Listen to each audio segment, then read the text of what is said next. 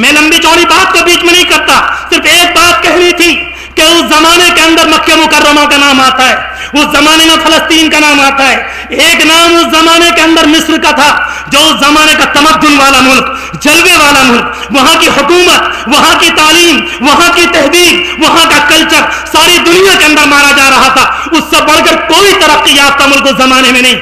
اللہ تبارک و تعالیٰ کی جانب سے اشارہ ہوا کہ ابراہیم اس مصر کے اندر ہمارے پیغام کو پہنچاؤ، ہمارے نام کو پہنچاؤ، یہاں سے رب العالمین کی توحید کی داغ بیل پڑے اور یہاں سے توحید کا بھی پرچم لہرائے اور یہاں سے دین اسلام پھیلے، جبکہ اس زمانے میں مصر میں جانے والا کوئی نہیں تھا۔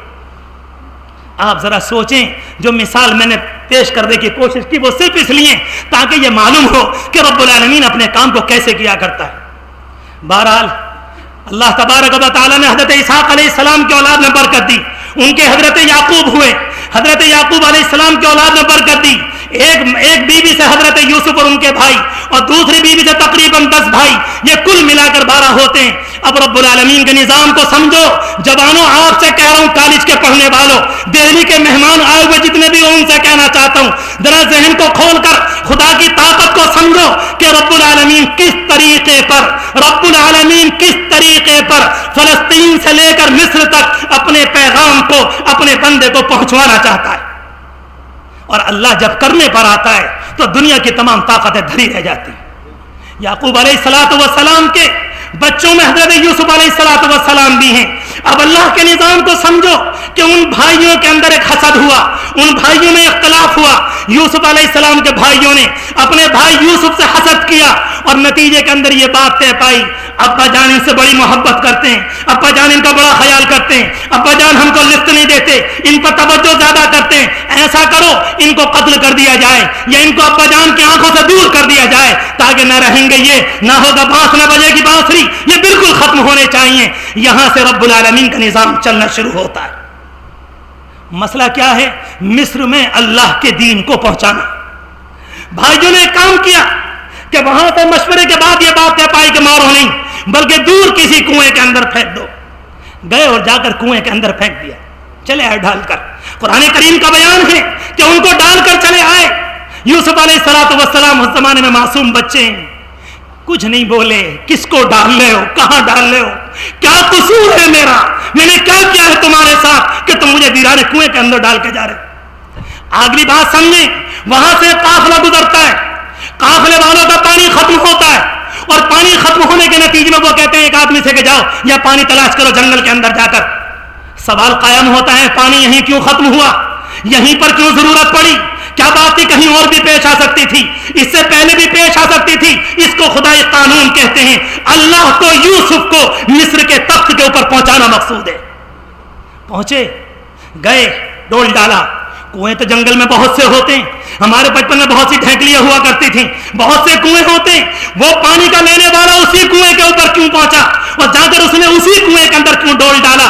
یہ سب رب العالمین کا نظام ہے کہ یوں سمجھ لو کہ تم خدا رب العالمین کے، تم اللہ کے نوکر چاکر ہو اور خدا کی تدبیر کے مطابق، خدا کے نظام کے مطابق اسی طرح سے کرتے چلے جاؤ جیسا ہم نے یوسف کی تقدیر میں لکھ دیا ہے۔ بہرحال وہ گیا، وہاں سے نکالا، دیکھا کہ بچہ اتنا حسین، چیخ نکل گئی، یا بشرا ہادا غلام، یا بشرا ہادا غلام، کتنا حسین بچہ ہے۔ وہ زمانہ بردہ فروشی کا، اس زمانے میں غلاموں کے بیچنے کا رواج تھا، وہ سمجھ گئے کہ مال مفت دلے بے رحم، اتنا حسین بچہ ہاتھ آیا ہے کہ لاؤ کسی اچھی جا کر بیچیں گے تو کچھ نہ کچھ مال ہاتھ آئے گا۔ فوراً چھپا لیا، چل دیے۔ اب ایک سوال اور پیدا ہوتا ہے، جا کر مصر کی منڈی میں بیچا۔ کہاں بیچا؟ مصر کی منڈی میں۔ راستے میں گاؤں نہیں پڑتے تھے، راستے میں پینٹیں نہیں پڑی ہوں گی، راستے میں بازار نہیں پڑے ہوں گے، راستے میں بہت سی جگہ غلام بکتے ہوں گے، 50 جگہ پر تمام وہاں پر بازار ملے، نخاسے ملے، اس زمانے کی پینٹیں ملی، مگر رب العالمین کو یہاں نہیں بکوانا تھا۔ انہوں نے یوسف علیہ السلام کو چھپایا اور لے جا کر مصر کے بازار میں جا کر وہاں جا کر بیچا ہے، اور جا کر کہتے ہیں کون ہے جو اس غلام کو ہم سے خریدے؟ اور کس جگہ پہنچا ہے؟ مصر کے بازار کے اندر پہنچ گئے۔ اور جب مصر کے بازار میں پہنچے خریدنے کے لیے، وہاں پر وہاں کے گورنر صاحب کو ایک شاندار غلام کی ضرورت تھی۔ کبھی تاریخ میں پڑھا ہے غلام سبزی منڈی میں آلو اور بیگن خریدنے آیا ہو گورنر؟ کبھی دنیا میں سنا ہے آج تک کہ غلام خریدنے کے لیے گورنر صاحب خود آئے ہیں؟ اور آ کر غلام تلاش کر رہے ہیں. یہ دنیا کا قانون نہیں ہوتا. بڑے لوگوں کو بھیجا جاتا ہے, جو نوجوان ہوتے ہیں ان کو بھیجا جاتا ہے, جو ان کے اہلکار ہوتے ہیں, جو ان کے پیے ہوتے ہیں کام کرنے والے, ان کو بازار گورنر بھیجتا ہے. مگر گورنر کبھی خود نہیں آتا. اتفاق سے ایسے غلام کی ضرورت تھی کہ وہ گورنر خود بازار آیا اور تمام چہروں پر نگاہ ڈالی, اور نگاہ ڈالنے کے بعد ایک چہرے کو سمجھ لیا, بڑا حسین و جمیل, بہت ذہین, بہت دور رس نگاہ اور بہت زیادہ ذہین بچہ معلوم ہوتا ہے, اور ان کو خرید کر اپنے گھر لے کر چلے گئے.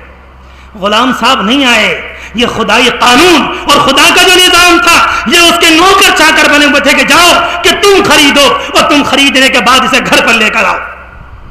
اور وہ لے کر آئے. اور قرآن کریم کا بھی عجیب و غریب جملہ ہے. اللہ تبارک و تعالی ایمان نصیب فرمائے, یقین نصیب فرمائے کہ قرآن کریم نے اس موقع پر ایک جملہ فرمایا جب اس گورنر نے وہاں سے ان کو خریدا اور گھر لے کر آئے. آپ ذرا دل پر ہاتھ رکھ کے بتائیں, سب سے پہلے غلام کو گھر پر لا کر کیا کہتے ہیں؟ اگر چھوٹا ہوگا دیکھو بیٹا یہ کام کرنا ہے, یہ اونٹ ہے اس کو پانی پلانا ہے, اس کو چارہ ڈالنا ہے, صبح کو صفائی کرنی ہے, یہاں پونچھا لگانا ہے, یہاں یہ کرنا ہے, یہاں یہ کرنا ہے, یہ تمہارے کام. مگر قرآن کریم کہتا گورنر نے یہ نہیں کہا. سب سے پہلے لا کر اپنی بیوی سے کیا کہا؟ وقال العزیز, عزیز نے آ کر اپنی بیوی سے یہ بات کی, اکرمی مثوا, اس غلام کا احترام کرنا. سبحان تیری قدرت.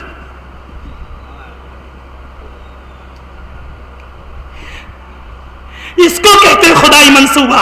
اللہ کی طاقت کو جانو. جب رب العالمین کرنے پر آتا ہے تو اس زمانے کے گورنروں سے نوکروں کا کام لیا کرتا ہے. آ کر اپنی بیوی سے تعارف کراتا ہے. بجائے یہ کرنے کے ایک بیگم صاحبہ تمہارے لیے غلام لے کر آیا, بجائے یہ کہنے کہ یہ تمہاری خدمت کرے گا, بڑا ذہین معلوم ہوتا ہے, بلکہ الٹی بات کہی کہ بیگم صاحبہ ذرا اس کا خیال کرنا, خیال کرنا, خیال کرنا. گورنر اپنی بیوی سے کہتا ہے, اور اس کے بعد ایک جملہ زبان سے نکلا, عسیٰ ان ینفعنا, ہو سکتا ہے یہ ہمیں نفع پہنچائے, ہو سکتا ہے یہ ہمیں نفع پہنچائے. اس جملے کو گہرائی میں سمجھیں, ڈیپلی لے کر جائیں, اندر تک اتریں کہ یوسف علیہ السلام نے پورے مصر کو اپنی جوانی میں کس طرح کا نفع پہنچایا ہے. وہ جملہ زبان سے نکلا ہے, یہ شاید ہم کو نفع پہنچا دے. او نتخذہ ولدا, یا ہم اس کو اپنا بیٹا بنا لیں. وہاں رہتے رہے, کچھ زمانہ گزرا. اللہ تبارک و تعالیٰ نے اب یوسف علیہ السلام کا امتحان لیا ہے کہ یوسف علیہ السلام کے امتحان کے لیے اسی محل کا انتخاب ہوا, اور وہ عورت آپ کے اوپر فدا ہوئی, آپ کی ذات پر فدا ہوئی, آپ کی خوبصورتی پر فدا ہوئی, اور نتیجہ یہ نکلا ایک خاص چال اور فریب کے مطابق آپ کو جیل کے دروازے کے اندر, جیل کی سلاخوں کے پیچھے اور جیل کی دیواروں کے پیچھے ڈال دیا گیا. ہم صرف یہ کہنا چاہتے تھے کہ اللہ تبارک و تعالیٰ کو مصر پہنچانا ہے یوسف علیہ السلام کو. آپ جیل میں پہنچ گئے, کچھ زمانے رہے.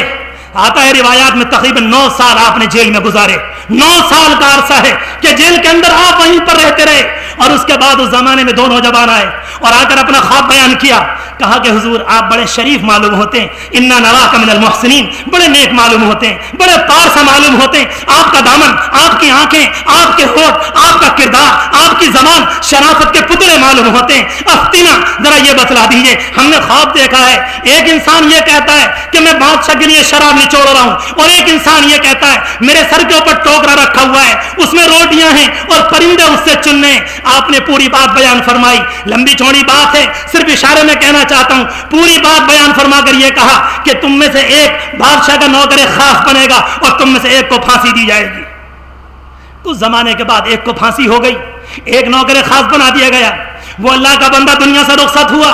اور آگے چلیں, ابھی یوسف علیہ السلام محل کے پلے ہوئے تھے.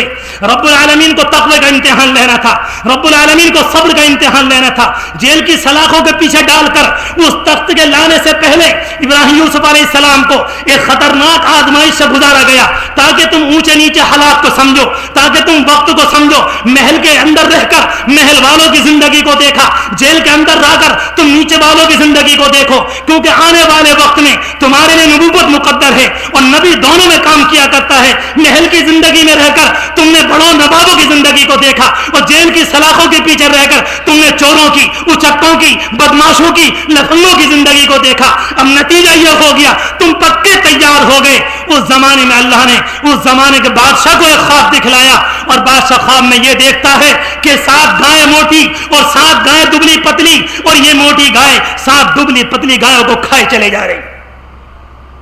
حیران پریشان یہ چاروں طرف جو بیٹھنے والے ہوا کرتے ہیں نا، یہ چاروں طرف جو دن رات روٹی کھانے کے لیے آیا کرتے ہیں، ان سے بادشاہ نے کہا کہ بھئی تم لوگ تو ہمارے چاروں طرف رہتے ہو، بڑے ذہین ہو، ڈگریوں کے حامل ہو، ڈگری ہولڈر ہو، ذرا تم بتاؤ ہمارے اس خواب کی تعبیر۔ یہ چاروں طرف والے جتنے بھی ہوتے ہیں تاریخ میں ہمیشہ یاد رکھیں، انہیں آتا کچھ نہیں ہے، یہ روٹیاں کھانے کے لیے ہوتے ہیں۔ اگر ان سے چاند کی بات کی جائے کہ ہاں ہاں بے شک یہی ہے، سورج کی کہ جائے ہاں ہاں بالکل ٹھیک ہے، علاوہ ہاں میں ہاں ملانے کا کچھ نہیں آتا۔ انہوں نے بھی بادشاہ سے کچھ ایسے ہی کہہ دیا، لیکن بادشاہ مطمئن نہیں ہوا، باتیں چلتی رہیں، بادشاہ آخری پریشان۔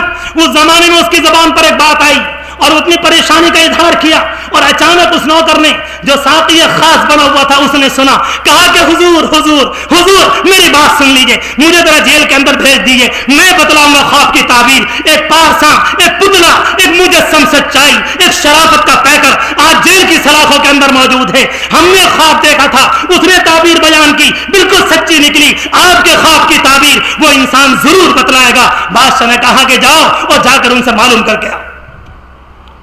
یہاں رک کر سوچو، جب بادشاہ کی تعبیر لینے کے لیے آئے، آپ کو یہ کہنے کا حق تھا بغیر جرم کے تمہارے بادشاہ نے جیل میں ڈلوایا ہے، بغیر کسی وجہ کے تمہارے گورنر نے میری زندگی کے 9 سال برباد کیے، تمہارے ذمہ داروں نے بغیر کسی قصور کے، بغیر پورے دام گناہ پر دھبے کے، پوری پاک دامنی کے باوجود تم نے مجھے جیل کے اندر ڈالا ہے۔ تم نے کس بنیاد پر؟ پہلے میرے اس مسئلے کو صاف کرو۔ مگر نبی نبی ہوتے ہیں، وہ رحمت بن کر آتے ہیں، وہ شرافت بن کر آتے ہیں، وہ انسانوں سے بدلہ نہیں لیتے، وہ انسانوں کے مسیحا بن کر آتے ہیں۔ جیسے بادشاہ کا خواب آیا، بغیر کسی تفصیل کے آپ نے فوراً بیان کر دیا کہ تمہارے بادشاہ کے خواب کی تعبیر یہ۔ سبحان، سلام ہو یوسف علیہ السلام پر، سلام ان کی بلندی پر، ان کے اعلی اخلاق پر۔ سب کچھ کہنے کا حق تھا مگر ایک جملہ نہیں فرمایا، اور اس کے بعد وہ گیا اور آپ نے فرمایا خطرناک 7 سال بہت شاندار آئیں گے، اور اس کے بعد 7 سال قحط سالی کا آئیں گے۔ تم اپنے غلے کو بچا کر رکھنا، جتنا استعمال کر سکو استعمال کر لینا، اور باقی غلے کو دانے میں ان کی بالیوں میں چھوڑ دینا۔ اس زمانے میں غلے کا بچانے کا طریقہ یہی تھا کہ ان کو بالیوں کے اندر رکھنا، خبردار کچھ بھی مت کرنا، محفوظ رکھنا۔ سلام یوسف علیہ السلام پر، خواب کی تعبیر بتلائی اور ملک کو تباہی سے بچانے اور قحط کا نشانہ بننے سے اس کا سبب بھی دے دیا۔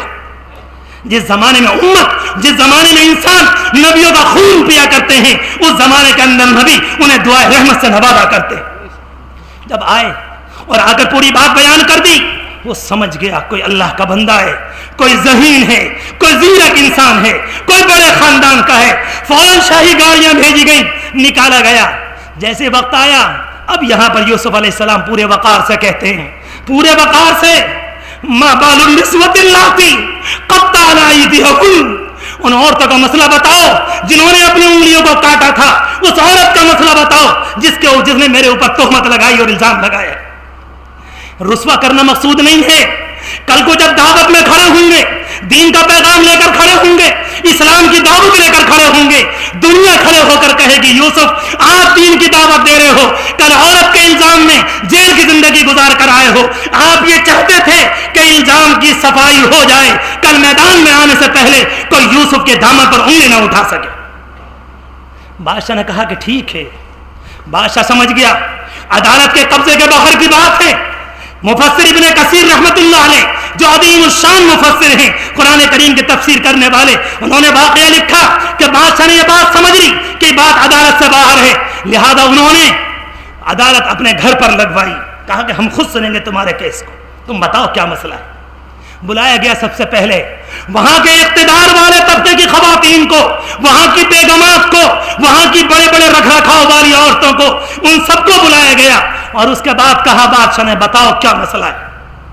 وہ عورتیں سمجھ گئیں دودھ کا دودھ پانی کا پانی ہو چکا ہے، اب حق چھپنے والا نہیں۔ وہ صاف کہنے لگی، بالکل صاف کہا، ہم نے بہت ڈورے ڈالے مگر اس اللہ کے بندے نے ہماری طرف کو نگاہ اٹھا کر بھی نہ دیکھا، یہ تو اتنا پاک دامن ہے، ہم بالکل کہتے ہیں وَإِنَّهُ لَمِنَ الصَّادِقِينَ وَإِنَّهُ لَمِنَ الصَّادِقِينَ، یہ سچے ہیں کردار کے اعتبار سے، ان کے اندر کوئی کمی نہیں۔ اس کے بعد زلیخا کا نمبر آیا، بادشاہ نے اس کی جانب کو متوجہ ہوا اور بادشاہ نے کہا کہ تم بتاؤ۔ اس عورت نے صاف صاف کہا الآن حصحص الحق، الآن حصحص الحق، حق صاف ہو چکا، حق بات کھل کر آئی۔ انا راودتہ، میں نے یوسف کو بہکانے کی کوشش کی मगर ये अल्लाह का बंदा मेरी जाने मुतवज्जे भी ना हुआ, 1 मिनट को भी नहीं। जब बात खुलकर सामने आई, यूसुफ अलैहिस्सलाम का दिल भर कर आ गया, तबीयत भर आई और इंतहाई परेशान। ये नहीं चाहते थे कि ये औरतें जलील हो, ये नहीं चाहते थे कि जुलेखा बरसरेआम जलील हो। नबी जलील करने को नहीं आते, नबी रुस्वा करने को नहीं आते, नबी बदला लेने को नहीं आते। उस मौके पर जो कुरान करीम की आयतें हैं, वमा उबर्रिउ नफ्सी वमा उबर्रिउ नफ्सी, अपने आप को कहते हैं, अपने आप को कहते हैं। मैं भी अपने आप को बिल्कुल मासूम नहीं कहता। इन्ना नफ्स लअम्मारतुम बिस्सू, नफ्स के अंदर तो बहुत सी बुराइयां होती हैं, इल्ला मा रहिमा रब्बी, मगर मेरे अल्लाह ने मुझे बचा लिया है। ये उसका करम है, ये उसका करम है, वरना मेरे अंदर ताकत बचने की नहीं। मैं कहना चाहता था, अब तन्हाई में जरा सोचे 1 मिनट के लिए कि रब्बुल आलमीन को जब निजाम को बदलना था और मिस्र के अंदर कलमा तौहीद को पहुंचाना है, उस अल्लाह के बंदों के अंदर हसद पैदा हुआ। उन्होंने भाई को कुएं में डाला, वहां से निकालकर बाजार के अंदर बेचा और वहां से जाकर महल के अंदर पहुंचे और वहां से इल्जाम के नतीजे में जेल की सलाखों के अंदर पहुंचे। और जेल की सलाखों के बाद जब बादशाह के सामने आपका किरदार आ गया, बादशाह कहता है, इतना अजीम शान इंसान जेल के अंदर नहीं रहेगा, लो ये है मुल्क, तुम इसको लो, आज तुम इसके मालिक हो, इख्तिदार तुम्हारा, सिक्का तुम्हारा, बात तुम्हारी चलेगी, झंडा तुम्हारा लहराएगा, जो चाहे करो मुल्क के अंदर। मगर आपने फरमाया नहीं नहीं, मैं नहीं चाहता, मुल्क अपने पास रखिए, दौलत अपने पास रखिए। इजअलनी अला खज़ाइनिल अर्ज़, जमीन के खजानों का निजाम, जमीन की पैमाइश का निजाम, जमीन की पैदावार का निजाम, ये मुझको दे दीजिए, उसके अलावा मुझको कुछ नहीं चाहिए, ये सारे का सारा आप रखें। क्योंकि मालूम था कि जब खजाना मेरे पास होगा, गरीब आवाम मेरे पास आएंगे। अगर कोई रिश्वतखोर आकर बैठ गया, उनको हक नहीं मिलेगा, और अगर मैं इस सीट के ऊपर बैठा, सबको हक मिलेगा, गरीबों को मिलेगा, मजदूरों को मिलेगा, किसानों को मिलेगा कि मुझे ये वाला ओहदा दे दीजिए, इसके अलावा मुझको नहीं चाहिए। इन्नकल यौम लदैना मकीनुन अमीन, अल्लाह ताला फरमाता है, इस तरह से हमने यूसुफ के कदमों को जमीन में जमाया।